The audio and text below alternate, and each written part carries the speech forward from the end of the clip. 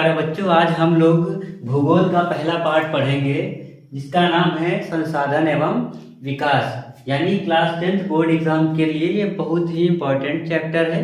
इसके हम सिर्फ इम्पोर्टेंट क्वेश्चंस को ही करेंगे।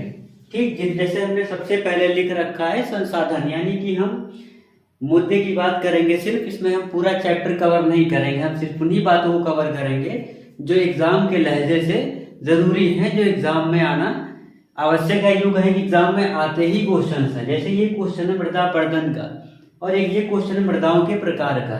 ये दोनों ऐसे क्वेश्चन हैं जो लगभग आते ही, हम यूं कहें कि इन दोनों में से कोई एक क्वेश्चन एग्जाम में जरूर आएगा। तो वीडियो में लास्ट तक बने रहना ताकि आपको सारे टॉपिक्स क्लियर हो जाएं। अब स्टार्ट करते हैं हम सबसे पहले जैसे संसाधन। तो संसाधन होता क्या है? संसाधन मीन्स वो सभी चीजें जो हमारे काम आती हैं। कोई भी चीज हो जो हमारे काम आ रही है, ठीक, या हमारे काम को आसान करने में मदद कर रही है, वो सभी चीजें क्या हैं? संसाधन है।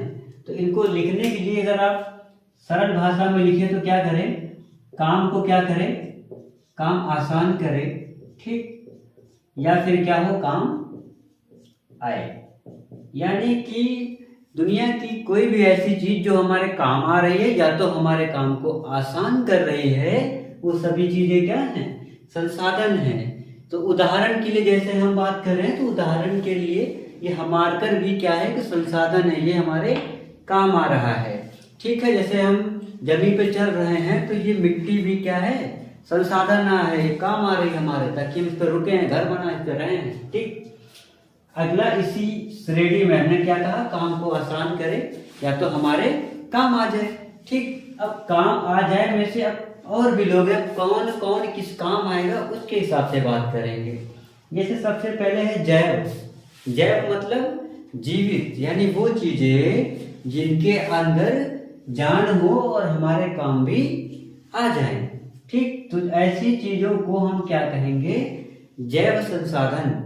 जीवित चीजें हमारे काम आए या हमारे काम को आसान करें, वो होते हैं जैव संसाधन। यानी जीवन को या किसी के जीवन को हम अपने काम में ला रहे हैं तो क्या कहला रहे हैं? जैव संसाधन कहला रहे हैं। अगला है अजैव संसाधन, मतलब वो सभी चीजें जिनमें जान नहीं है पर वो हमारे काम की है या हमारे काम आ रही है। तो हम कह सकते हैं दुनिया की वो सभी चीजें, ठीक, जो नॉन लिविंग है। ठीक, तो सभी चीजें जो नॉन लिविंग हैं और हमारे किसी न किसी यूज में आ रही हैं, वो सभी क्या हैं? अजैव संसाधन। एग्जाम्पल अगर हम अजैव संसाधन कर लें तो जीता जागता एग्जाम्पल हमारे हाथ में टहल रहा है मार्कर। तो इस मार्कर में जान है कहेंगे नहीं है, लेकिन फिर भी हमारे काम आ रहा है, इसे हम लिख रहे हैं। आप लोगों के हाथ में कलम है, पेन है, पेन भी क्या है? जान नहीं है, अजैव है, लेकिन फिर भी वो आपके काम आ रहा है। ठीक, तो ऐसी सभी चीजें क्या कहलाती हैं? अजैव संसाधन। अगर इसी की परिभाषा लिखने को आ जाए तो तुम लिखोगे वो सभी वस्तुएं या वो सभी चीजें जिनमें जान नहीं होती है लेकिन वो हमारे काम को आसान करती हैं या फिर वो हमारे काम में आती हैं, वो चीजें क्या कहलाती हैं? अजैव संसाधन। अगला है नवीकरण योग्य संसाधन। नवीकरणीय योग्य संसाधन कहो या नवीकरण योग्य संसाधन कहो, कोई दिक्कत नहीं है। नवीकरण मतलब हम नया कर सके। किसी भी प्रक्रिया के तहत हम कोई भी प्रक्रिया बनाएं, उस प्रक्रिया के तहत हम क्या कर लें? कोई चीज नई कर ले जाएं, वो क्या कहलाता है? नवीकरण योग्य संसाधन। यानी वो सभी चीजें जिनको हम किसी भी तरह से फिर से बना सकते हैं, दोबारा से बना सकते हैं, उनको क्या कहेंगे? नवीकरण योग्य संसाधन। एग्जाम्पल के लिए नवीकरण में अगर हम बात करें तो एग्जाम्पल के जैसे हम लोग क्या, प्लास्टिक होता है, हम लोग लाते हैं, कबाड़ी ले जाता है, उसको गलाया जाता है, फिर से नई चीज बन के मार्केट में आ जाती है। यानी क्या हुआ? वो बोतल हमारे लिए तो खराब हो गई, लेकिन उसको फिर से नया करके हम कुछ और रेडी कर दिए। दूसरा हम लोग की कॉपी किताबें हैं, अभी आप लोग लिखेंगे, पढ़ेंगे, कॉपियाँ भर भर के खत्म कर देंगे, लेकिन वो खुद कबाड़ी ले जाएगा, कबाड़ी ले जाएगा, फिर से वो रिन्यू हो जाएंगे, फिर से वो मार्केट में आएंगे, फिर लोग यूज करेंगे। तो ऐसी सभी चीजें क्या है? नवीकरण योग्य संसाधन। अगला है अनवीकरण योग्य संसाधन ऐसी चीजें हैं जिनको हम दोबारा से नहीं बना सकते। मतलब ये है उनको अगर हमने एक बार यूज कर लिया तो वो खत्म मीन्स खत्म, दोबारा वापस नहीं आने का। एग्जाम्पल कोयला क्या होता है, आप लाएं उसको जलाएं, राख बन जाए और कह दो कि सर राख बन गई है, उससे वापस से हमें कोयला बनाना है, तो आप कोई भी प्रक्रिया अपना लें वापस उसे कोयला आप नहीं बना पाएंगे।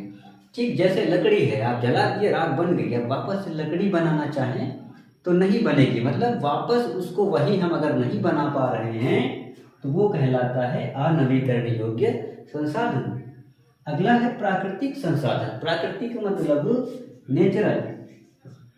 प्राकृतिक मतलब नेचुरल मतलब वो सभी चीजें जो हमने नहीं बनाई हैं, जो चीजें पहले से हैं, या यूं कहें कि जो हमने नहीं बनाई लेकिन हमने बताया था संसाधन में जो हमारे काम को आसान करेगा या हमारे काम आएगा, उसी को हम संसाधन कहेंगे। तो प्राकृतिक संसाधन में अब कौन हमारे काम आ रहा है जो हमने नहीं बनाया, तो आप कहेंगे सर जी पानी क्या है, हमने बनाया नहीं है लेकिन हमारे काम रोज आता है, बिना पानी के काम चलने का ही नहीं है। जैसे मिट्टी हो गई, मिट्टी हमने नहीं बना रखी है कि हम बना के गए हों लेकिन हमारे काम आ रही है। पेड़ पौधे हो गए, हमने नहीं बनाए लेकिन हमारे काम आ रहे हैं। ठीक, पेड़ पौधों को हम नवीकरण में भी ले सकते हैं। जैसे एक बार हमने जंगल काट दिया तो पेड़ दोबारा लगा के हम वापस से ला सकते हैं। ठीक, अगला है मानवीय संसाधन। मानवीय संसाधन को हम क्या कह सकते हैं, मैन मेड, मतलब वो सारी चीजें जो हम लोग बना रखे हैं और हम ही लोग उसका यूज कर रहे हैं, वो सभी चीजें क्या हैं, मानवीय संसाधन। एग्जाम्पल के लिए फोन वगैरह इंसान नहीं बनाया और इस यूज भी इंसान ही कर रहा है। तो वो सभी वस्तुएं, वो सभी चीजें जो मानव द्वारा निर्मित है और मानव ही उपयोग कर रहा है, वो क्या कहलाएगा, मानवीय संसाधन। नेक्स्ट है भूमि संसाधन। भूमि मतलब धरती। धरती हमारे किस तरह से काम आ रही है उसे ही हम कह रहे हैं भूमि संसाधन। एग्जाम्पल के लिए कैसे काम आई, तो खेती करने के लिए, आम बातें हैं, सबको पता है। और किस काम आ रही है, घर बनाने के लिए काम आ रही है, फैक्ट्रीज है उस पर। ठीक, तो बहुत सारी चीजें हैं जो जमीन पे ही हैं, धरती पे ही हैं। तो इस तरह से भूमि भी क्या है, एक संसाधन है। क्यों, क्योंकि इस पे हम बहुत सारे अपने काम कर ले रहे हैं। भूमि ना हो तो हम लोग हवा में नहीं उड़ेंगे, भूमि ना हो तो हम लोग अन्न नहीं उगा पाएंगे, अन्न उगाएंगे नहीं तो खाएंगे कैसे। ठीक, अगर भूमि ना हो तो घर नहीं होगा, घर नहीं होगा तो ठंडियों में हालत खराब हो जाएगी। ठीक, और गर्मी में तो वैसे भी खराब हो, जैसा कि आज का मौसम चल रहा है तो हालत तो खराब होनी तय है अगर भूमि ना हो। ठीक है, नेक्स्ट टॉपिक है मृदा अपरदन। ये मोस्ट इंपॉर्टेंट टॉपिक है, मोस्ट इंपॉर्टेंट यूं कहें कि ये ट्रेंडिंग टॉपिक है, ये क्वेश्चन आता ही आता है। तो मृदा अपरदन असल बात है क्या, मृदा से क्या समझना है, मृदा से समझना है तुम्हें ये है क्या, सॉइल। सॉइल मतलब मिट्टी, और अपरदन से मतलब क्या है, अपरदन से मतलब तुम्हें बस ये समझना है एक जगह से दूसरी जगह चली जाए, एक जगह से दूसरी जगह चली जाए। यानी कि अगर मिट्टी एक जगह से दूसरी जगह जा रही है उसे ही हम क्या कहेंगे, मृदा अपरदन कहेंगे। अब होगा कैसे, मिट्टी एक जगह से दूसरी जगह तक कैसे जाएगी, तो हम कह सकते हैं पहला माध्यम, इसके माध्यम पढ़ना चाहें अगर तो पहला तो हवा हो गई। पता चल देखते हो आंधी आती है तो खतरनाक तरीके से धूल उड़ती है, तो वो धूल है क्या, वो मिट्टी ही है। तो हवा भी क्या कर सकती है, मिट्टी को एक जगह से दूसरी जगह ले जा सकती है। अगला एग्जांपल हम कहें तो जानवर हो गए।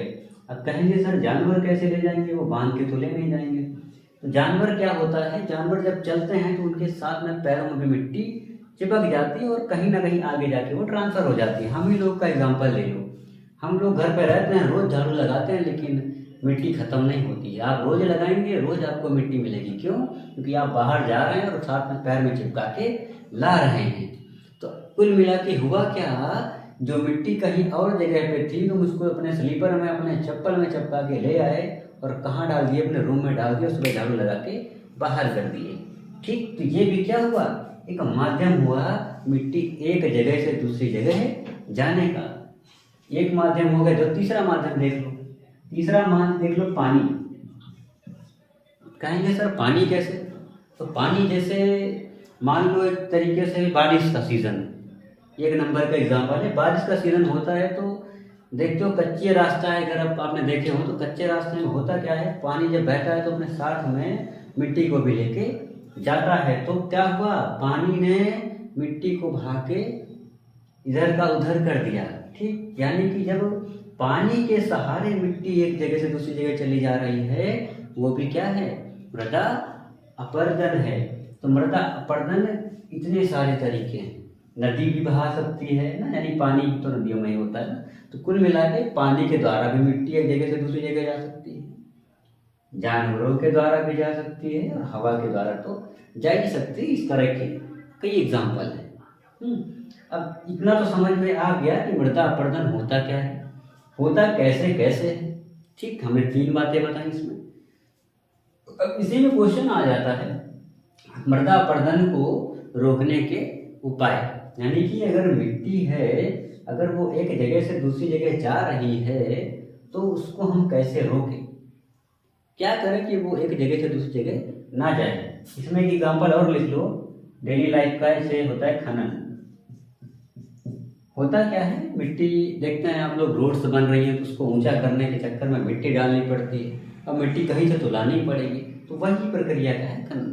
ठीक, यानी खासे खनन, खासे खुदाई करके लानी पड़ रही है मिट्टी कहीं ना कहीं से। आप कहीं से लाए, कहीं ले गए, कुल मिला के उसकी जगह बदली। अगर मिट्टी की जगह बदली यहाँ से वहाँ कहीं भी हुआ तो मृदा अपरदन हुआ। ये भी क्या है, एक क्या है, मृदा अपरदन का ही यूँ कहें कि रास्ता है या जरिया है, मृदा अपरदन की ये जरिए हैं। अब रोके कैसे, हमने कहा था रोके कैसे, जैसे हवा से जा रही है तो हवा से रोकने के लिए हम जंगल बना दें, पेड़ पौधे बनाएंगे, तो पेड़ की जो जड़ें हैं वो पेड़ को क्या करेंगे, वो सॉरी मिट्टी को क्या करेंगी, बांध के रखेंगे या पकड़ के रखेंगे। जैसे नदियाँ वगैरह हो गई, नदियों के साइड में अगर पेड़ वगैरह है तो वो कहेंगी पानी से ऐसा है बेटा आप ले नहीं जा सकते इसे, क्यों, पेड़ देखा मैं पकड़ के रखा हूँ उसे। तो जो पेड़ पौधे हैं अगर उनकी संख्याएं हम बढ़ा दें, ठीक, तो हवा से सामना हो सकता है। अगला जानवर है, पता चला जानवर है, मिट्टी भाग चिपकाया और ले गया, ठीक, तो हम ऐसा करें इनको चारा उपलब्ध कराएं, काय को भेजे बाहर, खेत में लगाए अपना आराम से उपलब्ध कराएं। लाए पानी को तो रोक नहीं सकते, लेकिन पानी जी की जगह से बह रहा है वहाँ पर कुछ ऐसी व्यवस्थाएं कर सकते हैं ताकि क्या हो, मिट्टी बह के ना जा सके। अगला क्या है, खनन तो तुम्हें पता ही है, मिट्टी मैंने बताया है कि उसको रोक सकते हैं। ठीक, सरकार भी प्रतिबंध लगाती है, जैसे मिट्टी खुदाई करके घर भर हो जैसे बन रहे, मान के चलो घर को भी लोग ऊंचा करने के लिए मिट्टी मंगवाते हैं। अब मिट्टी आएगी कहाँ से, खेत से आएगी, तो खेत खोदना पड़ा ना, खेत की मिट्टी आप वहाँ से लाए, तो ये क्या है, एक तरीके से मृदा अपरदन है। अब आप खेत से ना लाए मिट्टी तो वो क्या हो जाएगा, मृदा अपरदन की एक तरीके से रोक हो जाएगी। ठीक, तो इसी चीज़ों को तुमको बना बना के लिखना है। अब अगला टॉपिक है मृदा के प्रकार। ये भी क्वेश्चन बहुत पूछता है, मृदा के प्रकार, यानी मिट्टी कितने प्रकार की होती है, द पर्पज ऑफ फार्मिंग, यानी कि हम खेती किसानी के पर्पज से देखेंगे मृदाओं के प्रकार को, कौन सी मिट्टी में कौन सी खेती होती है, कौन सी मिट्टी भारत में कितनी है। ठीक, कौन सी मिट्टी भारत में कितनी है, कहाँ पे है। जैसे सबसे पहले जलोढ़ मृदा है, ये भारत में सबसे ज़्यादा है, कितनी है, 43%। ठीक, भारत में सबसे ज़्यादा और भारत की सबसे ज़्यादा उपजाऊ भी है, यानी कि इसका अमाउंट भी ज़्यादा है और इसकी कीमत भी ज़्यादा है, क्योंकि ये उपजाऊ मिट्टी है। अब ये बनी कैसे, तो ये मिट्टी जो बनी है, नदी जो होती है, ठीक, नदी पहाड़ों को काट कर अपने साथ उनके अवसाद ले आती है। अवसाद मतलब समझ रहे हैं, पहाड़ कटे, पहाड़ के साथ में जो भी आया सब लपेटा बहा के ले आए। ठीक, तो वही है अवसाद। अब अवसाद वो कहीं जो इकट्ठा होंगे, अब ज़्यादा मात्रा में जब वहाँ वो इकट्ठा हो जाएंगे तो एक भूमि तैयार हो जाएगी, एक जमीन तैयार हो जाएगी। उस जगह पे जो जमीन तैयार होगी वो उपजाऊ होगी, उसको हम कहेंगे क्या, जलोढ़ मृदा कहेंगे। अब कहेंगे सर ये पाई कहाँ जाती है, तो ये मिट्टी जो है यूपी में पाई जाएगी, गुजरात में, इस तरह के और भी है, राजस्थान है, और भी एरियाज हैं जहाँ पे ये मिट्टी पाई जाती है। अब यूपी के रहने वाले हैं आप लोग, तो यूपी में आपको पता ही होगा कौन कौन सी फसलें होती हैं, ये तो रटने जैसा है ना, गेहूँ धान ये सब तो पता है। ठीक, तो गेहूँ धान गन्ना इस जैसी फसलें क्या होती हैं जलोढ़ मृदा में होती है। यानी कि जो मिट्टियों का टॉपिक है उनमें मेनली 4-5 चीज़ें ही पढ़नी है। क्या पढ़ना है? ये मिट्टी पाई कहाँ जाती है, ठीक, इस मिट्टी में क्या पाया जाता है, ये मिट्टी कहाँ पाई जाती है, इस मिट्टी में क्या पाया जाता है, और ये मिट्टी बनी कैसे। बस ये 3-4 चीज़ें याद करनी है। इसी तरह से हम 4-5 मेन मृदाओं को पढ़ेंगे। लाल, काली और मरुस्थलीय मृदा को देखते हैं, यानी लाल मृदा, काली मृदा और मरुस्थलीय मृदा की बात हम करेंगे। लाल मृदा क्या होती है? लाल मतलब तो तुम्हें पता ही होगा, कलर इन रेड। मृदा मतलब मिट्टी, यानी एक ऐसी मिट्टी जिसका रंग कैसा है? लाल है। इसका रंग लाल है क्यों? क्योंकि इसमें आयरन ऑक्साइड पाया जाता है। क्यों? क्योंकि इसका रंग आयरन ऑक्साइड की वजह से क्या हो जाता है? लाल हो जाता है। तो हम कहेंगे जो लाल मृदा होती है इसका कलर आयरन ऑक्साइड की वजह से रेड है। नेक्स्ट है ये लाल मिट्टी कहाँ होगी? ये वहाँ होगी जहाँ पे पानी या वर्षा कम होगी, जहाँ पे बारिश कम होती है उन जगहों पे ये लाल मिट्टी पाई जाती है। अब जो लाल मिट्टी होती है इसमें जो है तुम्हारा जो उपजाऊपन होता है वो कम होता है। ठीक, ये भूमि उपजाऊ ज़्यादा नहीं होती है। अब उपजाऊ नहीं है तो सारी फसलें तो होनी से रही, उपजाऊ कम है यानी कुछ ही फसलें होंगी। कैसी? जैसे ज्वार हो गया, बाजरा होगा, इस तरह की फसलें नॉर्मली इसमें होती हैं। अब बात ये आती है कि इस तरह की फसलें भी होती हैं, पानी भी कम बरसता है। कहाँ कम बरसता है? इन जगहों पे, उड़ीसा हो गया, तमिलनाडु, झारखंड, इन जैसी जगहों पे क्या लाल मिट्टी है और इन जगहों पे क्या है पानी भी कम है। इस वजह से इन तरह की फसलें यहाँ पे उगाई जा सकती हैं। अगला है काली मिट्टी। काली मिट्टी कैसे बनी? काली मिट्टी बनी ज्वालामुखी के थ्रू।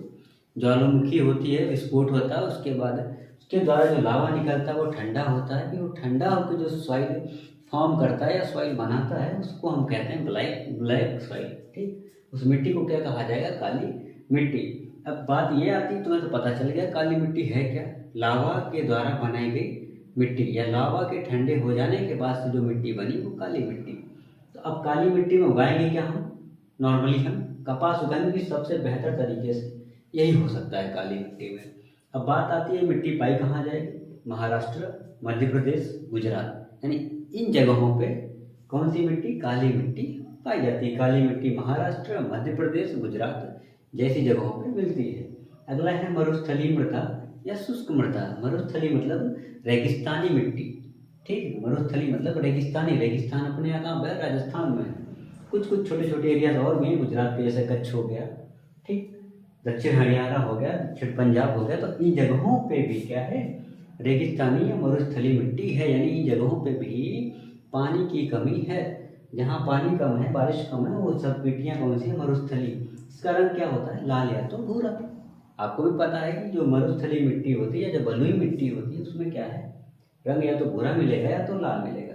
अब मैंने पहले ही बताया कि बारिश कम है, पानी कम है। पानी कम होगी तो नमी भी कम होगी, यानी इसमें जो नमी की मात्रा होती है, जो नमी का अमाउंट होता है वो बहुत ही कम होता है। अगला है इस मिट्टी में नमी भी कम है, ठीक है, पानी भी कम है, जिसमें फसलें कौन सी होंगी? ठीक, तो फसलें होंगी जैसे ज्वार हो गया, बाजरा हो गया, सरसों हो गया, यानी कि इन फसलों को ज़्यादा पानी की नीड नहीं होती। आप नॉर्मली देखते होंगे जो सरसों वगैरह हो गया, इसमें एक पानी आप लगा दीजिए फसल रेडी हो जाएगी। और बदले में आप धान को लेकर देखें तो उसमें तो पानी चाहिए चाहिए, चलने दो पानी, मतलब जितना ज़्यादा पानी लगाएंगे उतना ही बेहतर होगा किसमें? धान में। लेकिन इनमें केवल एक बार आप पानी दीजिए, कोई दिक्कत नहीं, आराम से फसल रेडी स्टेडी गो होने के लिए तैयार रहेगी। तो ये फसलें इसी के लिए बेहतर हैं क्योंकि इनके पास तो पहले से ही पानी नहीं है और फसलें भी ऐसी हैं जो कहती है कि हमें पानी ज़्यादा मत दो, कोई दिक्कत नहीं। यह मृदा अब तो बता ही चुका हूँ, क्या ही बताना है। तो इस तरह से ये जो मेन मृदाएं थी, मेन मिट्टियाँ थी, ये आपकी कवर होगी। चैप्टर भी संसाधन एवं विकास कवर हो गया, संसाधन एवं विकास। ठीक, अब ये चैप्टर कवर हो गया। अब अगले चैप्टर के लिए हम अगला वन शॉट लाएंगे। इस वीडियो को अंत तक देखिएगा ताकि आप इस चैप्टर से कोई भी नंबर ना गवा पाए, या यूँ कहें कि इस चैप्टर के सारे मार्क्स आपको मिल सके।